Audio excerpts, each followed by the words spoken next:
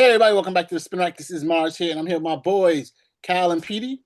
Say what's up, gents. What's going on? Yo, ready to rock. No Vaseline. Hey, today we're talking about Frankenstein. That's right. The hit movie on Netflix by our boy Guillermo del And at certain Toro. theaters, and at some theaters. And at certain theaters. Almost a sure win for an award nominee this year. Hey, I'm asking my boys what they think of the movie right now, and also if they can let's talk a little bit about Frankenstein in general. So, of course, you all know these movies start off of that wonderful book by Mary Shelley itself, Frankenstein. So, if we're thinking, is this a close approximation to the book, or is it something totally different? I'm going to give this to our boy Cal. Cal, can you answer yes or no? Or is this close to the Mary Shelley book? No, it's not close. It's hot buttered trash. Sorry, I saw it. It Waste was of a yes or time. no. It was a yes or no answer, bro. It wasn't a commentary. I just said yes or no. Okay.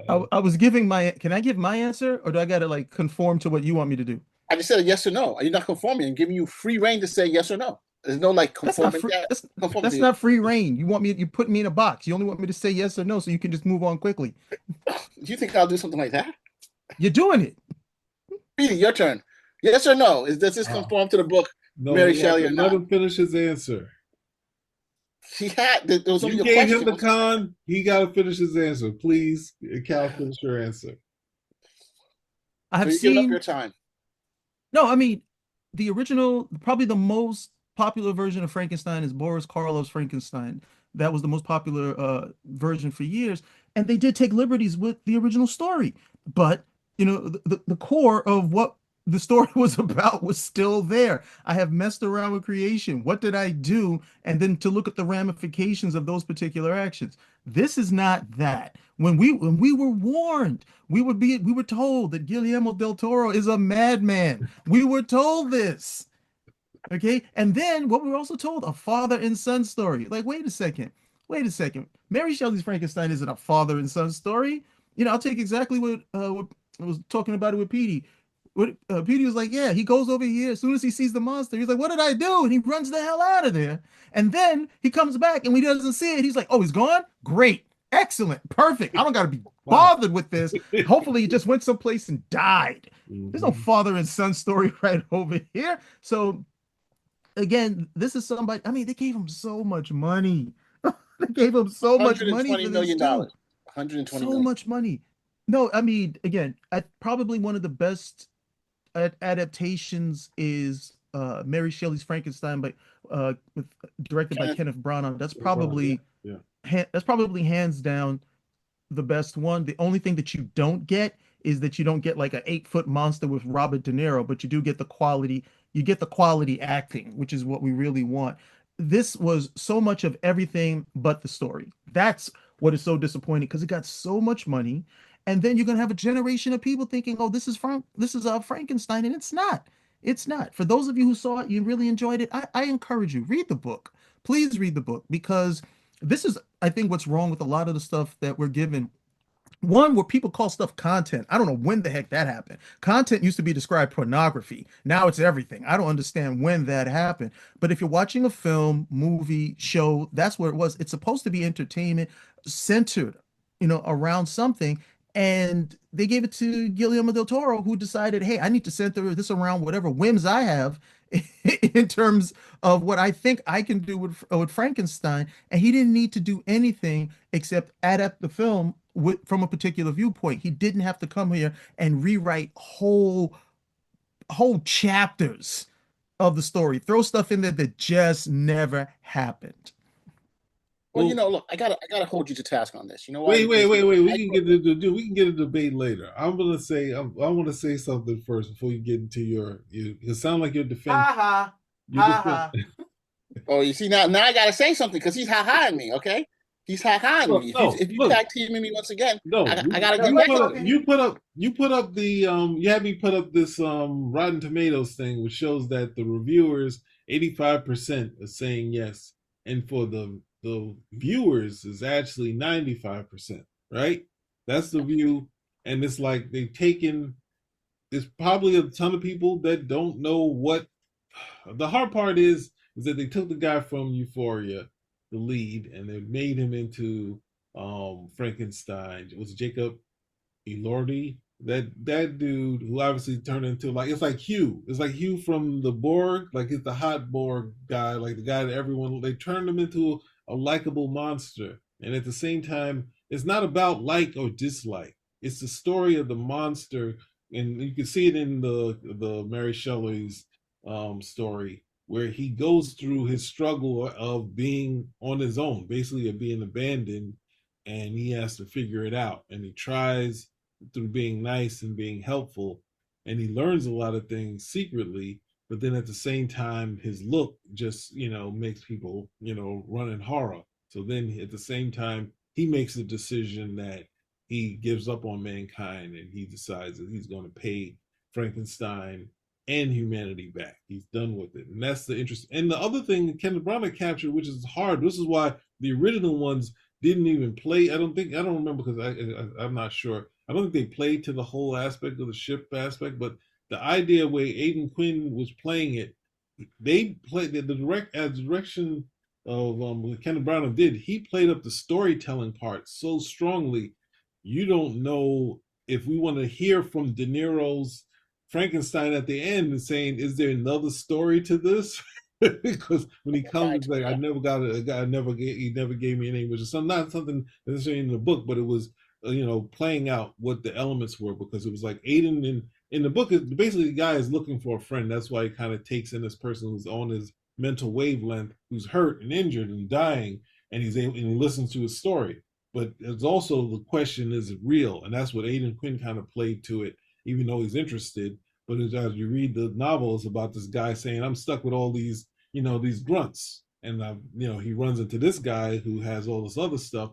And that's why they make their connection. He's telling the story. But Kenneth Branagh captured this. This one goes way different. It throws that part out of it. The captain doesn't really have that much a part. It turns into a Marvel thing immediately. It's about him fighting, throwing, moving the boat, all this other crazy stuff. It's just like, you shoot arc reactor. Huh? But that's not a bad thing. I think it captures the current audience now that they want to see the action. They want to see this stuff. I let you guys say your piece. Let me say something too. Okay. I don't know about you guys. Fair enough. But I grew up on the old Universal monsters, right? And that's like the Dracula, the Mummy and stuff like that, and Frankenstein. And we had tons of Frankenstein movies that were totally off the reservation, right? And they were fun as heck. Abbott Costello meet the Frankenstein. Is this fun as heck? You have young Frankenstein. The son of Frankenstein. I don't think this is helping your case. When you bring those up, I don't think it's helping your case. You went to Abbott Costello. The point I'm trying to say is that you guys are saying that it doesn't follow Mary Shelley, right? And that's a big criticism. And I'm like, right now, Frankenstein can go all over. When I started, I said the classic Frankenstein movie with Boris Karloff makes changes. I said that. I didn't I didn't say it didn't. And I'm not saying you didn't. I just want to emphasize it's more. It's not just the changes.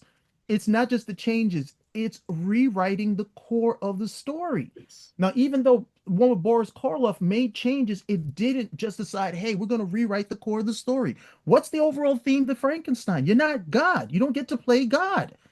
Okay, that is the overall thing. He didn't think about the consequences of his actions.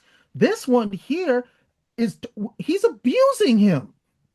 He's abusing him. This is a totally different theme. This is, hey, if my father abuses me, then I'm going to abuse my son, blah, blah, blah. That's not what this story is supposed to be about.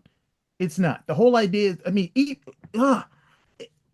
in Kenneth Branagh's Frankenstein, I thought one of a really cool scene was when the monster's abused for the first time and he runs off someplace and he starts crying. Mm-hmm. Okay? He's not grunting and growling. He's crying. Okay, because he's being rejected. He's dealing with actual human. I can't say he's human, but he's dealing with actual human emotion based on the fact that he's just being utterly rejected from here, there, so on and so forth. That's his story. That's a much richer story than, hey, I've been created by this nut job. I've been abused by this nut job. So what else could I end up being but this? Look, I get what you're saying right there, but you keep doing Mary Shelley's Kenneth Branagh's movie, and I remember when it came out, it wasn't as popular. It did well, but it wouldn't do as well as I knew you would do this big business as well as the Bram Stoker's Dracula, which everybody thought it would do Well, that's what it What was did they basically. love about Brand that? Stoker, The I'm romance. trying to say. They didn't care about they cared about the romance in what's the name, and then it took And Gary Brian Stroker, Oldman. and Brian Stroker's. Bram Stoker took Gary Oldman to the stratosphere. That took him Yeah, into that's what I'm saying. some. That movie He was already was a huge. stab, but I'm saying that was more about the romance. I don't think that And was the a thought great was And the movie at when top they all. did the Frankenstein that he would be able to do the No, same no, thing, I but don't it think didn't that work. one. No, I don't think that Bram Stoker's that great a movie. It's like I literally, I was in there when I told Cal this. I was in there with my brother. He saw the beginning part. He said, "Oh, this is starting over. I'm not watching this," and he went to sleep. He literally went to sleep in the theater. I was like, "What are you talking about? It just started. It's just like a prelude." He's like, he just went. I've never seen him do that before. But this is the thing. It's about what people connected to was a romance, and usually it's how things have changed. Whereas, and the topless scenes.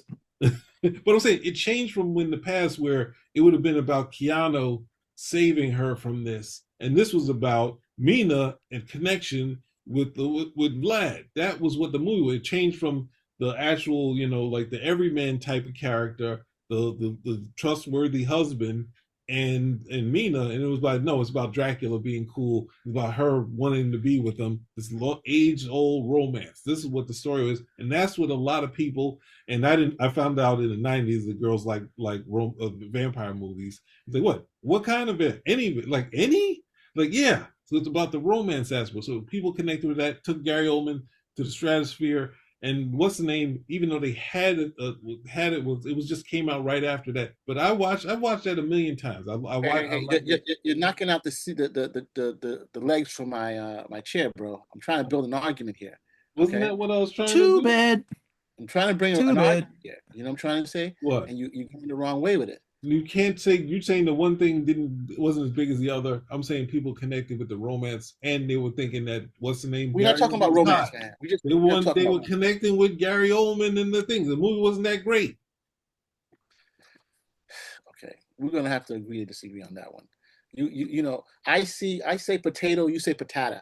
I say tomato, you say tomato. I'm Okay, saying they I'm just softened saying them. They softened the you're monster interpreting so much. differently than I'm interpreting it. Look, Okay, you feel for the monster, and then when the monster starts taking action, you don't feel for the monster anymore in the story. You're like, yeah, that makes sense. But basically, if he had a chance, but at the same time, Frankenstein was like, I shouldn't. When he found life at some point early in the story, he's like, oh, I found life. I found out how to create life. Then he utilizes it, creates a monster, and he's like, oh my God, I went against everything. Then he goes back. The thing is also about him not living. He puts everything to the point of that whole part. This is like, hey, he finds a benefactor. He finds a benefactor, and the benefactor has syphilis. So that's why all this is happening. He wants him to put his mind into the Frankenstein so he can go about his life. He's like, no, I can't do it. Can't fix you. You just created life. You can't stop. You can't figure out syphilis. We know there's a thing to stop syphilis. He's like, no, no. No one can figure out syphilis. He's like, I'm out. I can't help you with that. It's already spread. It's over. Like, I'm going back to my creature here. It's like so all that stuff is like what? And it's trying to add some old what? It's a shame. He should have got a daguerreotype of the creature and be like, what do you want? You want to look like that? Nah, just keep the syphilis. Look, you got the patchwork, syphilis. Like, come on. But think about it like this.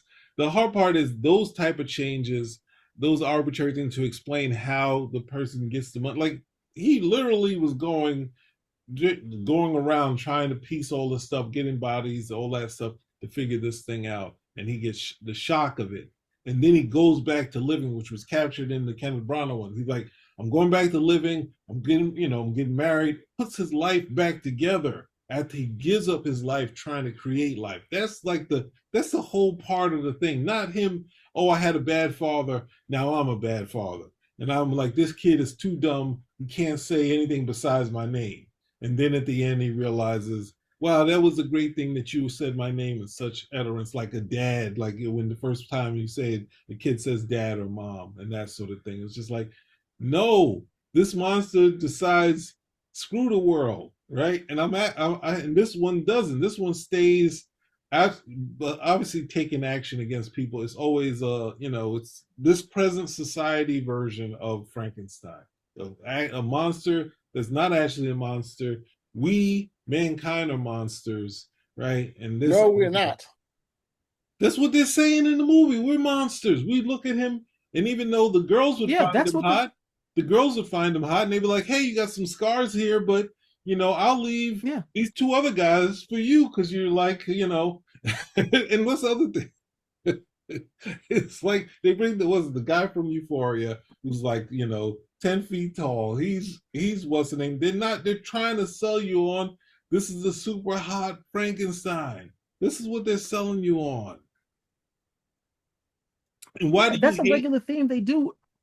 That's a regular theme they do with the movies now, where the monster, it's not the people. They just did this with Aliens, the Alien Earth series, where the aliens fine, the real monster is the human beings. Yeah, We're the real monsters. The alien over here with acid for blood that wants to replicate inside of your body. No, those guys are at least are honest. They're honest and true. But us, no, we're duplicitous. We lie, cheat, and steal. We're the real monster. They do that all the time. now the original, the real one, the one from this novel takes action. He decides to take action against I people can't that see are that, PD. Let me see that again. What is it called? Mary Shelley's Frankenstein. It's The the the graphic comic book? version. It's not a comic book. It's like it has graphic plates by Bernie Wrightson. So it's like Oh, I illustrated have that. I novel. have that on. I have It's that on my bookshelf. yeah, Great book. I'm yeah. looking at it right now. Great book. So if you think about it like that, the character takes action against people that weren't against him. He has a plan. He wants his creator to make him a creation, so he would have a companion, right? So the idea is that he's taking action against people from his reaction, but that's showing that he is not all put together the right way. Yes, it shows you he could have been, if through kindness possibly things could have worked out for him, but that's not the story. The story is he tried it. He tried it one way. Now he's going another way, and he's taking it out on Frankenstein and all of his people. Anyone that's connected to him that don't have anything to do with it. They don't even know he's around. Nobody knows that he's out there. But this one gets shot. This, that, and the other. All the stuff. And he never strikes first. The one in the book does, and that's the thing of when we're writing, we have these classic stories and by these classic writers where they don't soften these characters. And now, with the lack of a better term, whitewashing Frankenstein into this soft. He'll kick your behind if you start something with him. He'll finish it. That's the only thing. We're always reactionary. This society where Han Solo shoots second after that sort of thing. This is the problem with it, where you say the character, you want to put all of the real stuff in there. You got the money and the technology, have him go through this. And the thing that Kenneth Branagh said, this is a person telling someone a story. And as you read the novel, you don't get I'm pretty sure the first people might get captured, but when I was reading, I didn't get captured in the person telling the person the story, even though you clearly know the person telling. The movie captures it in such a way is that this is our actual first meeting. Only thing we got was from Frankenstein, from his point of view. So I'm like, we could do a whole nother movie from his point of view. And they said, Guillermo says, yes, we're going to do that. But in this one, the monster is going to tell his portion of the story to the two of them. And then they have there's even the ending. The ending, it says only monsters play with God, meaning Victor Frankenstein is the monster of the story, right? So he does very bad things besides defiling the dead, right? And of course, that's what he did in the book. He defiles the dead to find life, that sort of thing, and realize I messed up by doing that. I'm sorry, I can't go on too long. I really wanted this to be good. I really wanted this to be good. And I thought we had the right director to do it. And the next thing we turned it to the shape. They turn it to the, what is it? The shape of Frankenstein. Shape of water. Like he changed it into that nonsense. And even, I don't know, they got a talent. But what was it? Maya Goth. You got a lot of people in it. I won't say Christoph Waltz because I'm iffy on him. But and his part was kind of ridiculous. But yeah, I was really expecting a lot from this. And probably because you were expecting too much from it, as opposed to like, hey, let me just take it. That you couldn't follow the book, that you had to write your own story.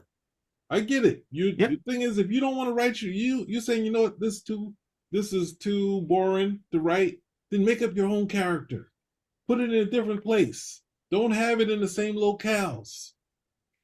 All I'm saying is that, and I started again before you guys shot me down, was that in looking through all the Universal monsters, Frankenstein and others, that they've done all kinds of stuff, and that we have to respect an auteur like Guillermo del Toro because, first of all, he has an Oscar, and second of all, this is his vision of what he's been working on for Author many, many versus years. novel. And I say The author of the novel. they've blown that away. That's my point. The Hey, they just had author Frankenstein and the author. they had in Creature Commandos they have Frankenstein, and he has his whole history with the I have no problem with that. oh, so now it's no problem. But Guillermo, you want to go after? You can take your version of it and do that sort of thing. I don't expect them to try to use the novel and change it into the stuff that they want to make it into. Taking Freddy or taking Jason. Well, actually, because Freddy's also he's a thing with the parents, and they always make the parents pay for something they did that made sense. It made sense that they were trying to take out someone who was a child killer, and that guy gets to kill the one. It's like Freddy's weird, but say turning Jason into a victim, turning the alien into like a pet, and you just got to teach them the right way. No, the thing is, this one had some bad experiences, and mankind can't get past how he looks, so he decides to go off, and that's fine. I can like that character. I don't need to make him ultra likable. Right, but what about let me give you guys an instance. All right, now we're 2%. condemning Victor Frankenstein because he cobbled together a human and played God. But now we have people who have the ability to create clones. Isn't that something similar where they're putting together and creating people and which we're not sure about, but probably has happened. But they are able to create animals from cloning, and they can How would that genetically change the select and they theme? can genetically select what type of attributes these people have. How would that change? How would that change the theme? If you play God, you're a monster. So how does that change anything? Because we can do things that are parallel in reality. The theme remains. If you're playing God, you're a monster. Or God has given us the ability to improve ourselves. And Are you defending Victor? This is not even the point of the story. Probably he was the beta version and it didn't work. And the beta version doesn't work, but now we have better tools and techniques. How is no. You can't say that and just walk away with it and walk away from it. We can walk away with it. Down. Okay. How is that improving ourselves? How is patching together a network of dead bodies and reanimating? I said beta version. I didn't say that was good. I said that's just with the beta version. And I'm saying now. What do you mean beta version? You would do it again? Well, eventually we got to people who can use cloning technology, right? Who can select. Are we talking? Okay, where are we? Are we in reality, or we're in Frankenstein? Which one? I'm saying it is the basis. Fiction becomes reality after a certain amount of time. So okay, so you're going to be equivocal about the whole thing. I'm not going to be equivocal. I'm saying, look, in Frankenstein's world, it's wrong. If you do it again, it is still wrong. If you perfect the process, it is still wrong. In our world, it's worse.